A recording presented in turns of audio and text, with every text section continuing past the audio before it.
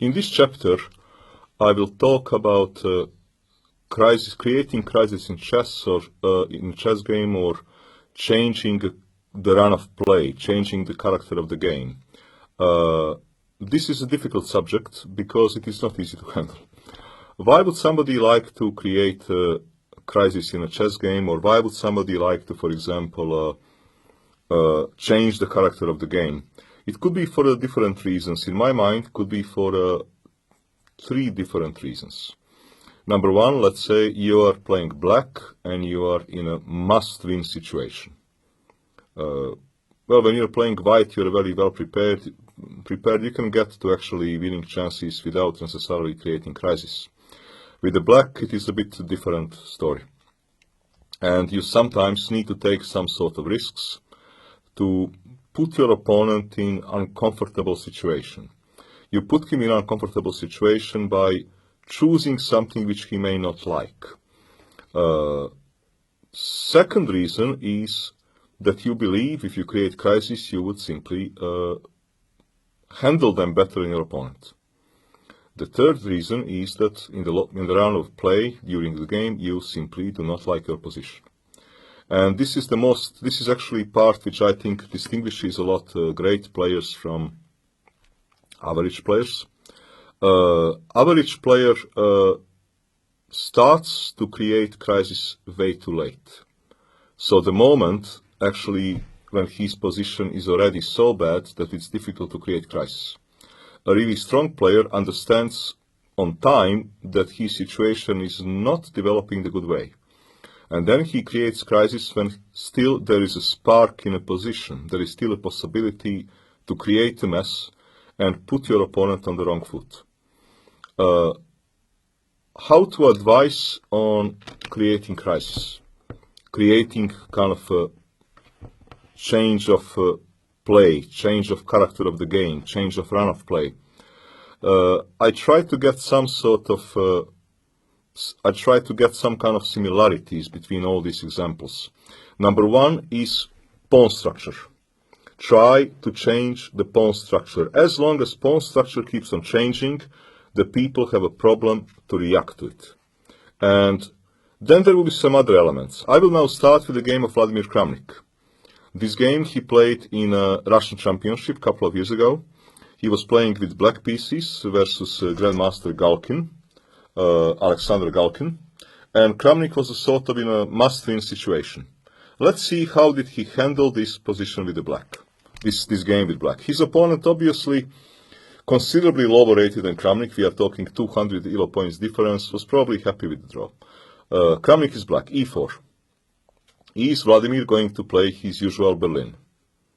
Well, not today. d6. In his younger years, Kramnik actually played Sicilian Rouser, and he played extremely well. But now d6, Pirk, or modern, not very often played by Kramnik. d4, knight f6, and his opponent plays move f3. Not much played. Obviously move like knight c3 is played much more. But f3, this is fine, because what does he want? Vladimir is normally not playing King's Indian. And now if he wants to continue with his regular Pirk, well, white, he can still play move knight f3 and play Pirk, or he can change his mind and play move c4, and basically after bishop g7, knight c3, land is into most regular King's Indian Semsh. Vladimir is considering what to do, and he here plays move c5, c7, c5. Now white has a choice. The choice is to enter into Benoni, which in general you do not, Samish Benoni, you do not complain playing with black against if you are, let's say, in a must-win situation, if this is really a game which you want to win. So white plays move knight e2. Why does he play move knight e2? Because he would like to play Sicilian, c takes d4, knight takes d4. I assume that white did some serious preparation in this particular Sicilian. And also, Vladimir did not play Sicilian with the black for quite some time, so white felt comfortable about this.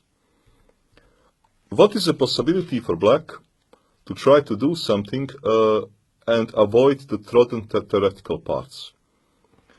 Well, Vladimir here will play move e6, sort of unusual move, given a white chance to take on c5, but if you take on c5, the problem is that now this is no longer theoretical Sicilian. You are entering some completely different lines. Or black can even decide to take with the pawn.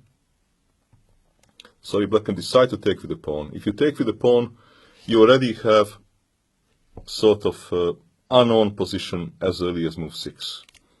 White plays move knight e3, bishop e3. Play move bishop e3, he's still hoping to get Sicilian type of game. And then he would like to play move, let's say, c4. And he will build up his powerful pawn structure. Kramnik doesn't allow this. What he does here,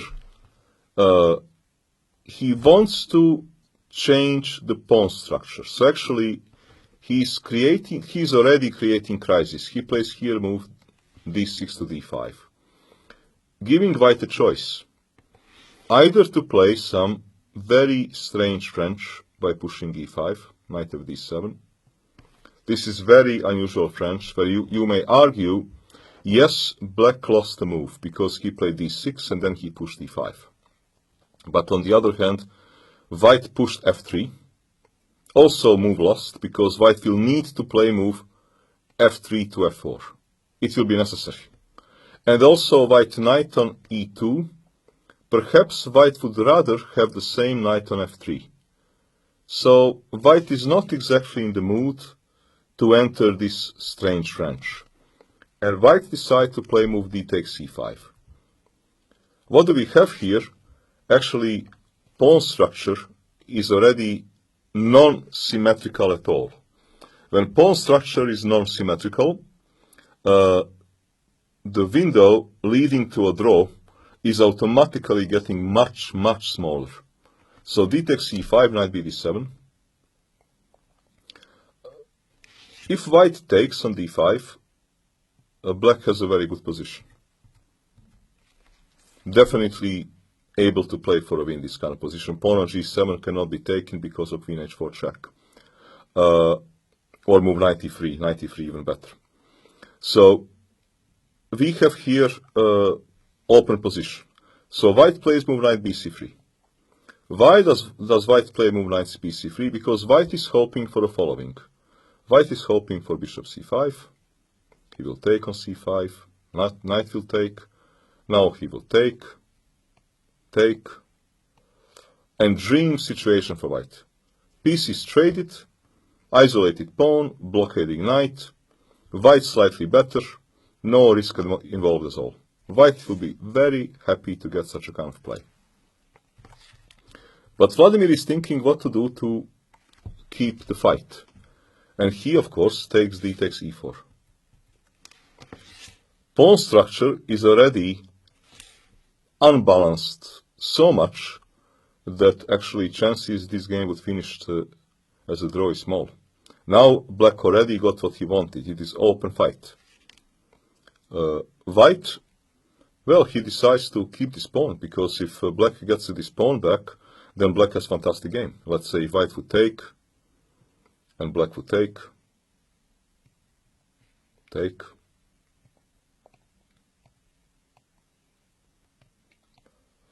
Regardless the fact that queens have been traded due to the fact that the pawn structure is now has also changed, and this pawn will be attacked, and black is going to have maybe even a good square for the knight. Let's say that we go it like this. I can even try to play some provocative move, hitting the knight. This is a fighting position. This is very much fighting position, where black is having very fine chances. For sure, if somebody is here worse, it is not black. That's for sure. So Galkin decides to hang to what he has, and he plays move b4, defending his pawn. Here Kramnik takes incredible decision, because he could have, for example, taken on f3. He could have done it. And after taking bishop e7, it is already kind of interesting position. Very unclear and possible to fight for both sides. We simply see on the nature of a pawn structure that there is going to be a sharp, very sharp fight ahead. But what Vladimir does, he decides to sacrifice a full piece. And this is going to be what we call in chess intuitive sacrifice. He will sacrifice a piece to completely unbalance the position, now actually changing the character of the game again. This is normally where stronger player wins, because stronger player can normally quicker adjust to the change in the run of play, in the character of the game. So Kramnik now, after has changed the situation, let's do some retrospective. After he changed the situation once. He played move e6. So his opponents need now to think, does the guy want Sicilian, does the guy want the French? Happen move bishop e3. Now Kramnik is saying, I want French. So, changing the set of mind for the second time. Taking on c5, knight b d7, b4, knight c3, d takes e4. Now changing the pawn structure for a third time. Now it's clear it would never be nothing standard. And now after move b4, he decides to get additional unbalancing element. He sacrifices a full piece. He plays move b6. Well, c6, most logical move. And now comes bishop b4. c d7, bishop d7. Let's look at this position a bit. Let us count pawns. Well, 2, 4, 6, 7, 2, 4, 5.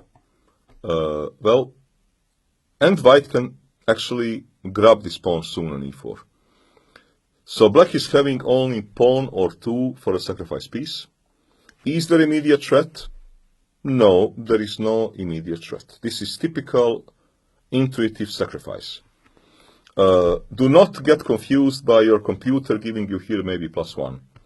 Because when humans are playing this game, it is different situation.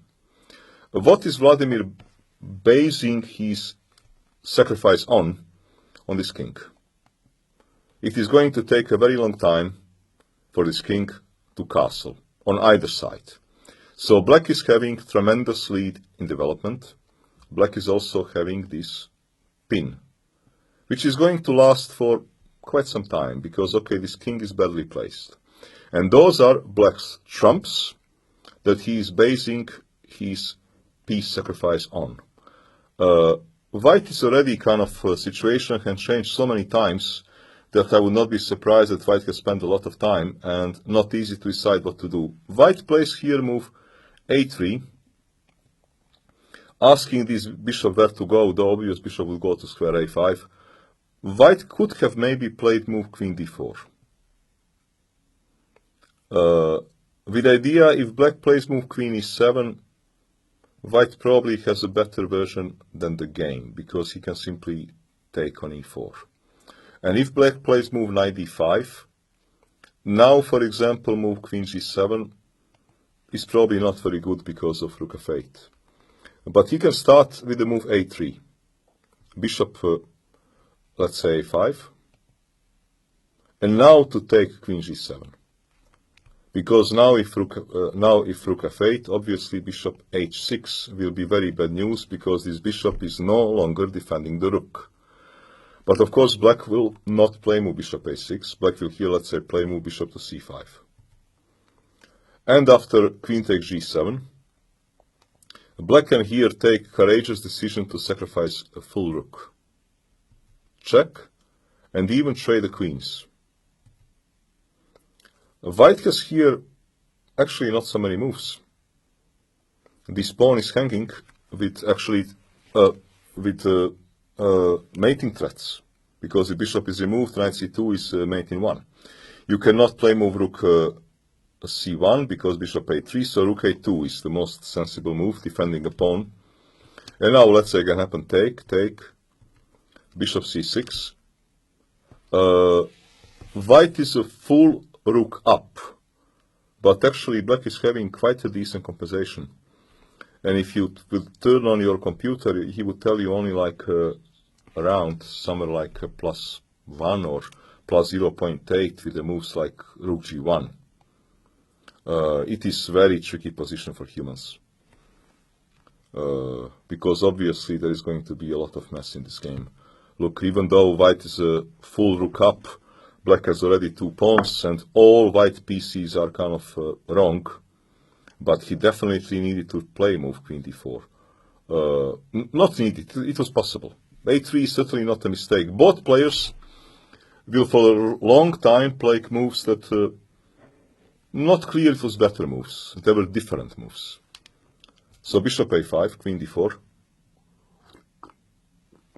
And now Kramnik faces a choice. Queen e7 or rook c8, both moves are very logical. He decides to develop his queen. Okay, queen e7. Here, not easy choice for white. He takes on e4. After all, he grabs a pawn, and now black is having only one single pawn for a sacrifice piece. Second option for white to consider was actually to forget about pawns and to speed up his development to castle. And after ef3, gf3, check. King b1, rook c8. Bishop c1. We have, technically speaking, material advantage, material equality, because black is having 3 pawns for a sacrifice piece. But on the other hand, white has now completely finished his development. Not easy position to assess.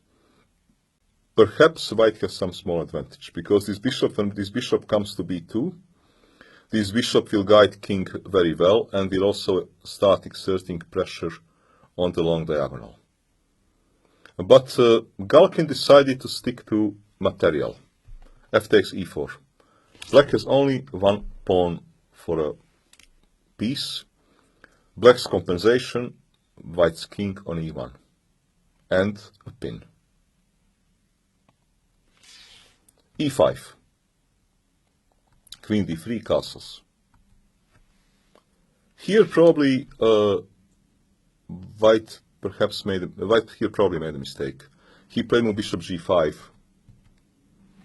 Bishop d2 was probably a better move.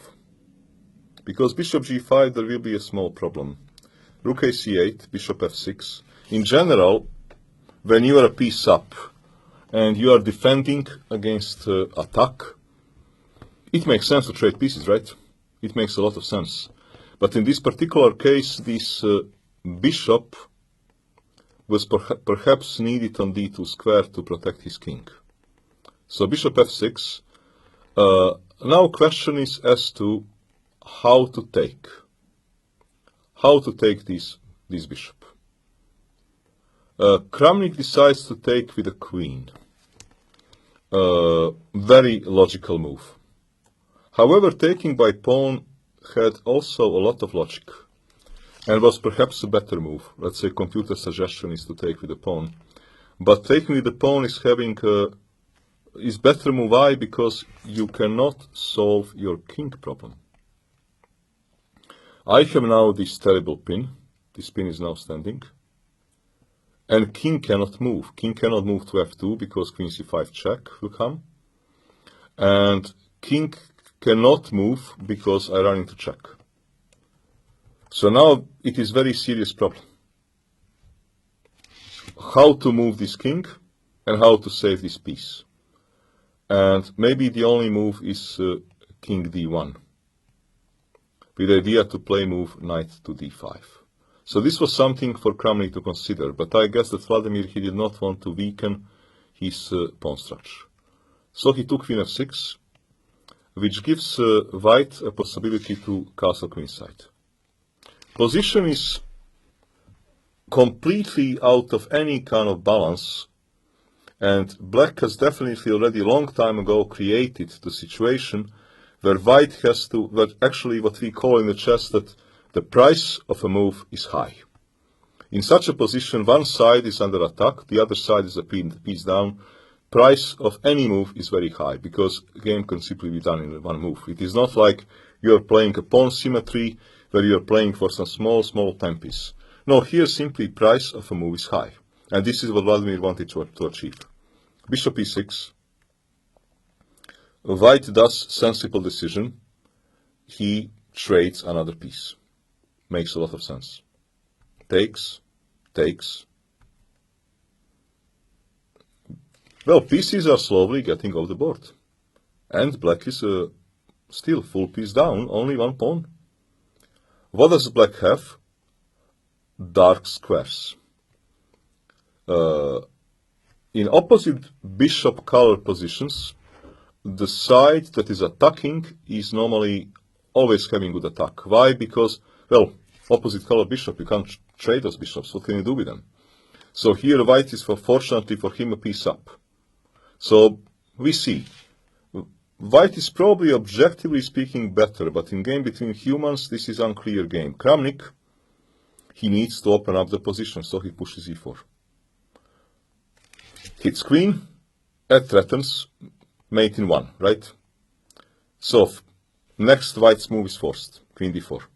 Queen d6. Look, black is playing on a dark squares. It was possible for white here to play move king b2 and to protect his pawn. However, Galkin decided that he's already enough material up, and probably correctly decided, and that it's time to bring a rook in play, and he played move h4, because even when he drops this pawn, he's still having material advantage, and he has a dangerous passer. I mean, black has to mate in this game, otherwise black is going to lose. So queen a3, queen b2, queen c5, and rook h3. He would love to swing the rook on a queen side, and once for all, remove any kind of mating ideas, any kind of threats. He gets a d passer, situation looks bright. So Kramnik, he stops him, e3. White wants to create some weakness in a black camp, he plays move rook g3. Provoking move g6. First bishop d2 check, sorry, king moves, and g6. Fortunately for black, white does not have a dark square bishop. But of course, tactic is playing a role, and squares around the king are now weak. So, what does the white do? He would like to create threats on a black king. He pushes move h5. He wants to push h6 and create mating threat. Black is preventing this mate by the fact that actually white queen is busy protecting crucial c2 square. So he plays move rook e8. With idea on h6 to play move rook e5. Where we reach a little bit strange situation that both sides at this particular moment cannot do very much. For example, white can play move rook f3. White is probably having some advantage, because let's say you cannot take queen d5, because queen d5 is a terrible blunder. Why is queen d5 a terrible blunder? Well, because white can simply take on e3. You can never move rook because there is a mate. You can never move bishop because queen is hanging. This would be this typical blunder when you blunder because you are under multiple pins. Probably here black needs some neutral move, like maybe a5, or maybe king f8. Let's say king f8 or f5, doesn't matter, such a play can happen. Rook f4, takes, let's say move the king. Such a position, for example, do not get confused that computer prefers white, because actually in a human play it is totally unclear game. We also now have material equality. So it is easy to understand white that he wanted to remove this pair of pawns and threaten mate again. White is basically thinking, I'm having the same threat. This is a mate. this is a mate. Black is going to be forced to play move rook e5, which black does. There are no other moves.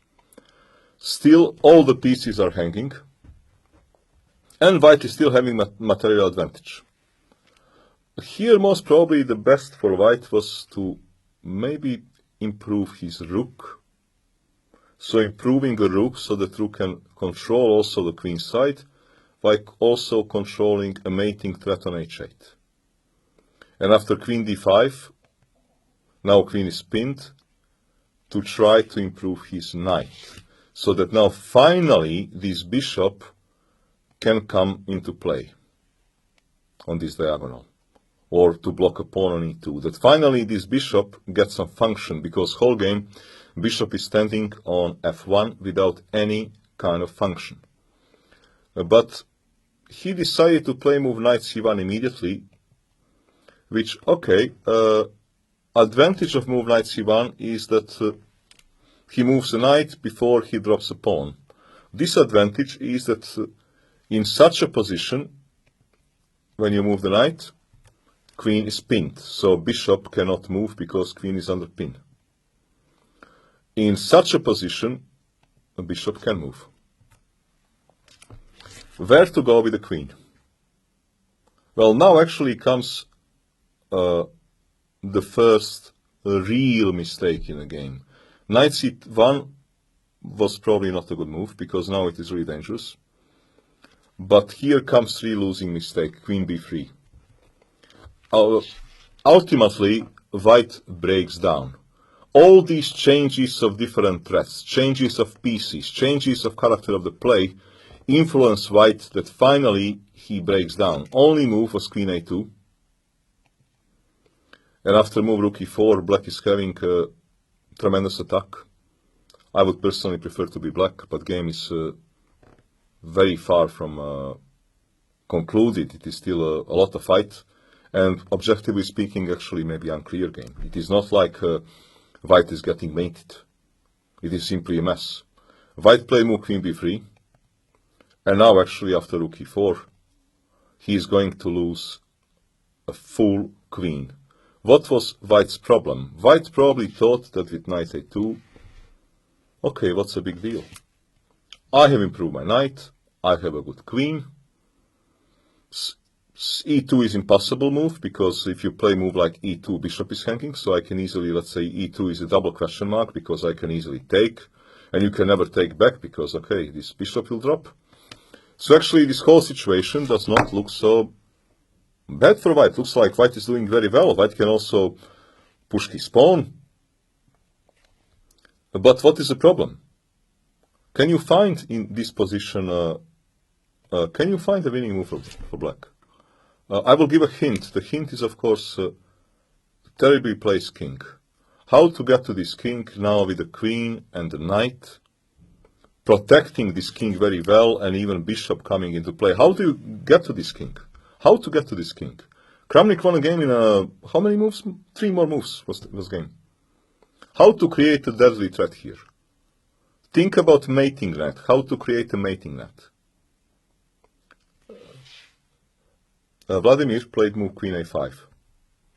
And now his deadly threat becomes transparent.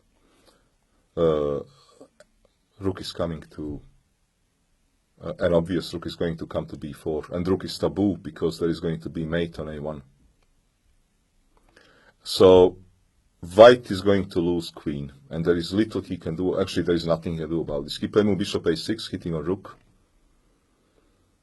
Rook b4. Bishop c8, white thinks, okay, if I'm losing queen, let me at least correct some rooks, but there is a problem that after rook b3, cb3, e2, white is now going to lose some more material. Knight takes c3. White hopes if he takes on d1, knight d1, white would have at least rook and 2 pieces for a queen, but now comes another, the last sort of, but this is now very small tactics. I think you see it as well. Vlad can take more than just a rook. He can take rook and a piece. So queen c3, because now obviously after rook c3, I'm going to promote queen, and grab another pawn, having easily won position, obviously large material advantage. So after actually queen takes c3, Galkin has designed. And this is to me a very impressive game, which kind of energy, a lot of energy and ingenious moves. Kramnik managed to keep on changing first the pawn structure, material structure, the run of play, the kind of threats, continuously during the game, ultimately wearing his opponent off and making him make the crucial mistake. This is, I think, really one of the very few games which I have seen that somebody on intuitive way kept on keeping pressure, not being nervous about being material down, because in these situations a lot of people get nervous because they are pieced down without any immediate threats for too long. Kramnik was pieced down without any immediate threats game long, and he kept on keeping pressure, ultimately killing his opponent, ultimately breaking him down. And this was the first game in this chapter of creating crisis.